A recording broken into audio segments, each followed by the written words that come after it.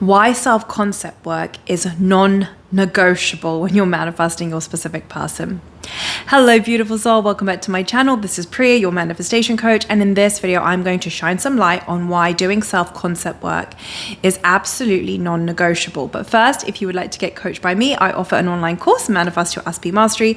This is where I show you step by step how to manifest the version of your specific person that you desire.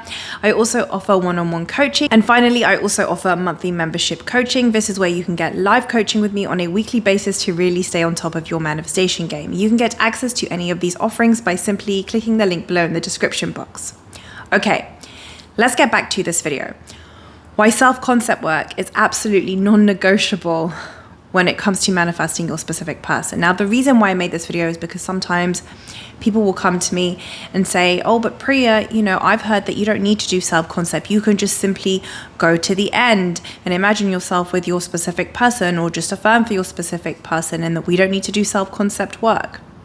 And this is something that I absolutely disagree with, and here is why. So firstly, let's define what your self-concept is. Your self-concept simply means the way that you perceive yourself, your identity, right? So are you somebody that perceives yourself in a positive manner or a negative manner? Do you have stories that say, I am lovable, I am good enough no matter what, I am perfect, I am whole and complete? Or do you have stories that say, I'm not pretty enough, I'm not smart enough, I'm not lovable, I'm not good enough, I'm not worthy?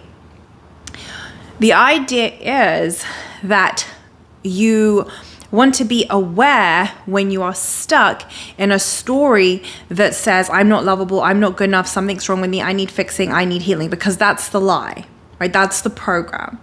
The truth of the matter is you are already whole and complete exactly the way that you are. You are lovable exactly the way that you are. And it's really about coming back to this truth, knowing that you're perfect exactly the way that you are. That is what self-concept work is about. So you want to perceive yourself as whole and complete. You want to perceive yourself as lovable no matter what. That is what doing self-concept work is about. It's not about fixing or healing yourself. It's ultimately about stop buying into stories that say you're not perfect, whole and complete. You want to notice and become aware when you're doing this, and simply not buy into it, and choose to come back to the truth of who you really are, that you're whole, complete, perfect, lovable, good enough, exactly the way that you are. Now, why is this imperative when you are manifesting your specific person? So a lot of people that I work with, when they initially come to work with me, they are people that come in with a self-concept that says, I'm not lovable, I'm not good enough, something's wrong with me, I need fixing, I need healing. And what happens when you're operating at this level of a self-concept is that when it comes to manifesting your specific person, if you first don't work on shifting your identity to know your value and your worth, this is when, number one, you're in an addiction pattern. That means like your specific person is on a pedestal, your whole world revolves around your specific person. And I did a whole other video on addiction patterns, so I'm not really going to get into it in here, but you can find it on my channel. But this is when your whole world will revolve around your specific person. And this is also when you will tolerate unacceptable behavior, right? So some of the people that I work with, this is when they will tolerate things such as like friends with benefits situation where they're accepting breadcrumbs simply because they don't know their value and their worth, right? So they might be affirming, oh, SP loves me, we're in a happy, committed relationship. And they're not actually focused on the self-concept. It's coming from an identity that says, I'm not lovable, I'm not good enough, something's wrong with me, I need fixing. But yet they're affirming, SP loves me, we're in a happy, committed relationship. And in the interim, they're tolerating disrespectful behavior in the 3D from their specific person that they're simply not okay with. And the reason why people tolerate behaviors that they're not okay with, or tolerate abuse in some cases, is because of their self-concept. It's a self-concept issue where you don't know your value and your worth. Because when you truly know your value and your worth, you're not going to tolerate breadcrumbs. You're not going to tolerate something that doesn't align for you, such as a friends with benefits situation. Now, to be clear, for some people, doing the whole friends with benefits thing, they don't mind and they don't care and they're happy with that, and that's absolutely fine. This video is not for those people.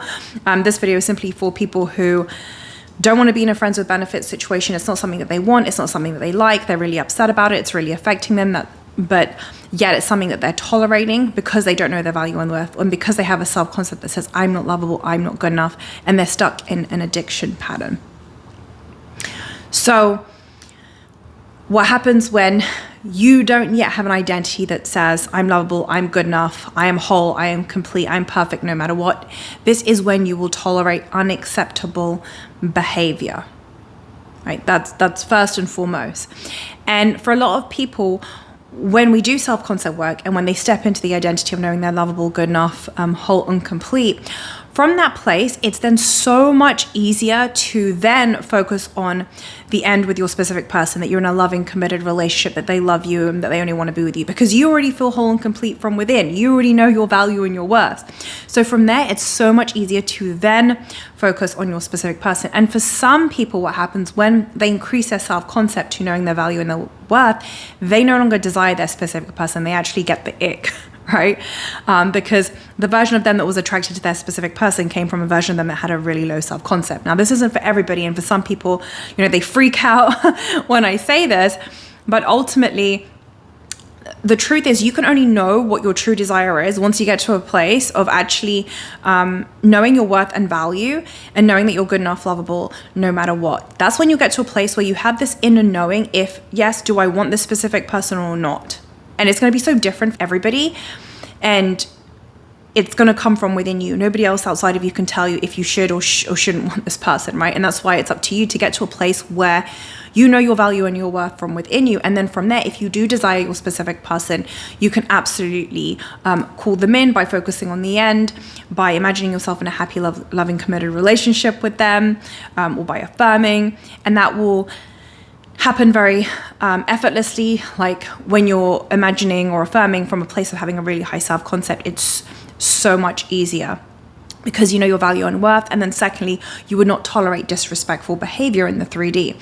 So with people that focus on shifting their self-concept to know their value and their worth, what happens is they are able in the 3D, if their specific person is treating them poorly, right, such as like a friends with benefits situation, which is simply not okay for them, they're able to remove themselves from the situation and be like, thank you, no thank you. And once they've removed themselves from that situation, from there begin to call in the version of their specific person that they desire, the highest version of their specific person that operates from a loving, healed place, versus the shitty version that they're currently experiencing, where their specific person is not treating them with respect or with love. So somebody that knows their value and their worth, that is the way they would approach a situation. Now, something else that I want to shine light on is I have also worked with people who, again, because they come in with a self-concept that says, I'm not lovable, I'm not good enough, they tend to tolerate disrespectful behavior from their specific person in the 3D. And they don't really want to focus on self-concept. They just want to focus on specific person and on affirming for that specific person.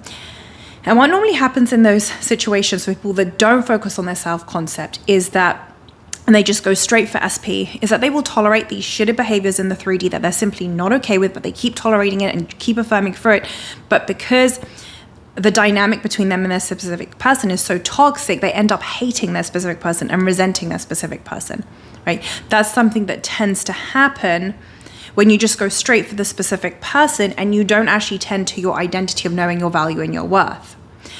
Finally, another reason why self-concept work is imperative is because ultimately, if you don't have an identity where you know your value and your worth, that you're lovable and good enough. And by the way, this doesn't have to be 24/7, but it can sure as hell be your dominant state of being, okay? That's your identity. Doesn't mean you're never going to be triggered again, or that you might never not feel lovable again. That's not what I'm saying. But you can make this your dominant state of being, where you know who you truly are, that you are perfect, whole, and complete. And when you forget, you're easily able to remind yourself that this is who you truly are, because it's now your dominant state of being. So if you are somebody that doesn't have this identity, right? So you could have an identity that says, or a self-concept that says, I'm not lovable, I'm not good enough. And you solely focus on your specific person, like, oh, specific person loves me, adores me, we're in a happy, committed relationship, right? You will manifest your specific person if you simply just like focus on the end, right? Focus, and you focus on the end. However, once you get that relationship, if your identity hasn't shifted, if you're still the identity that says, I'm not lovable, I'm not good enough, you will self-sabotage that relationship. Right? Because you don't know your value and your worth. You don't think that you're lovable. And so a lot of people that I coach, typically when they come to me, they've already manifested specific person like 3-4 times in and out by just focusing on specific person, but they haven't focused on their self-concept. They don't really know who they are. They don't know their value and their worth, right? They don't know that they're whole and complete. Like, that's been completely ignored.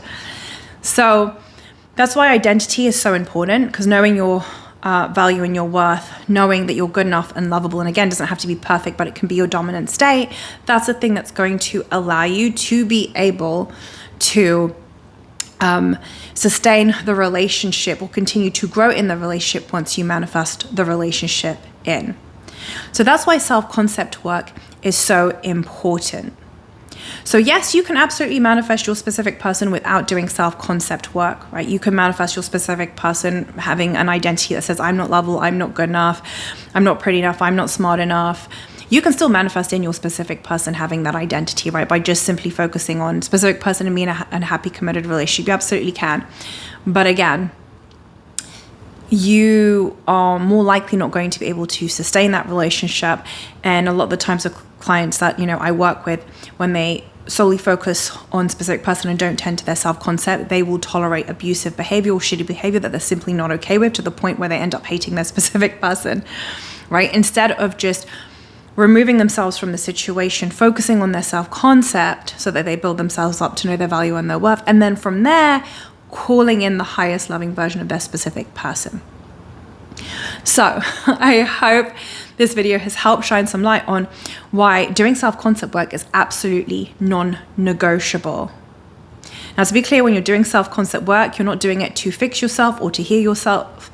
You're simply reminding yourself of the truth of who you really are, right? That your mere existence makes you worthy, that you're lovable no matter what, that you're good enough no matter what, that you are perfect, that you are already whole and complete. That is what self-concept work is about. It's about coming back to your true self, reminding yourself that this is who you truly are. Because from there, that's how you can show up as your authentic self, right? When you know that you're whole and complete, lovable and good enough no matter what, that's when you stop performing in the 3D. That's when you stop seeking validation. That's when you stop seeking approval. That's when you stop playing games and all that 3D shit that dating coaches talk about, like pull back and go forward and don't message for 5 days or whatever, all that bullshit. Like, all of that goes out the window, okay? All of that is just a form of manipulation. All that goes out the window when you know your value and your worth. You're able to be your authentic self, and you just know that you're loved for being you, right? It's a knowingness. Like, you step into knowingness because that's just who you are. And from there, it's so easy to then direct your attention to your specific person and say, they love me, they adore me, they only want to be with me. We're in a happy, loving, committed relationship. So much easier. So this is why I will always stand by self-concept work is absolutely non-negotiable. Number one, it dictates the quality of your life, knowing that you're whole and complete and lovable and good enough no matter what, and that you're the operant power of your reality no matter what. I mean, knowing that you're the operant power of your reality and God of your reality actually goes beyond identity. But that's all probably for a whole other video.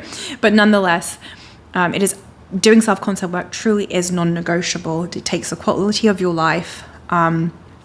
And secondly, it makes it so much easier to then focus on your specific personal or whatever desire it is that you're calling in from a place, from the foundation of knowing that you're lovable, good enough, whole, and complete.